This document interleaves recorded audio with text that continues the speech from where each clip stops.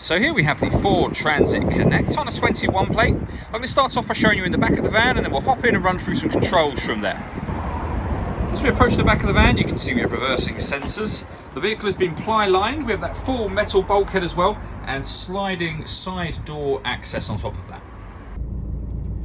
Okay, now that we're inside the van, we're going to start with the dials. On the left-hand side, we have the Rev Counter. On the right-hand side, we have the speedometer.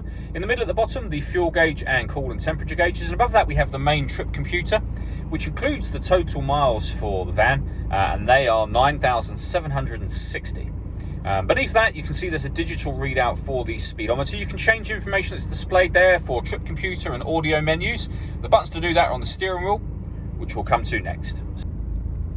Okay, so now that we're out on the steering wheel controls, we've got buttons over on the left-hand side to change the information in that central section. Beneath that, we have cruise control and speed limiter.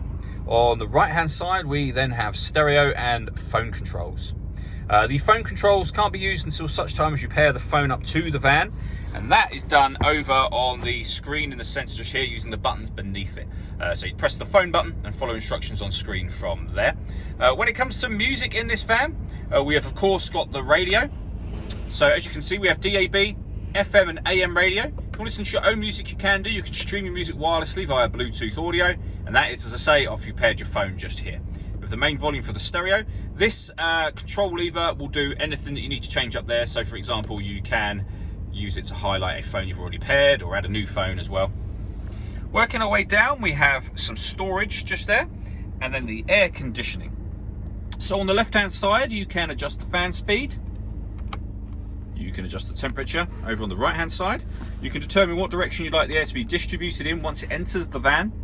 With a heated front screen, heated door mirrors as well, and that button turns your air conditioning on and off again. On top of all of that, we've also got a heated driver's seat with 3 different heat settings.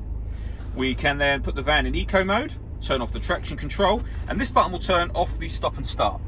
This vehicle is designed to cut out when it's stationary in traffic to save you fuel. The system is off when the light shows. And then finally, we have a 6-speed manual gearbox.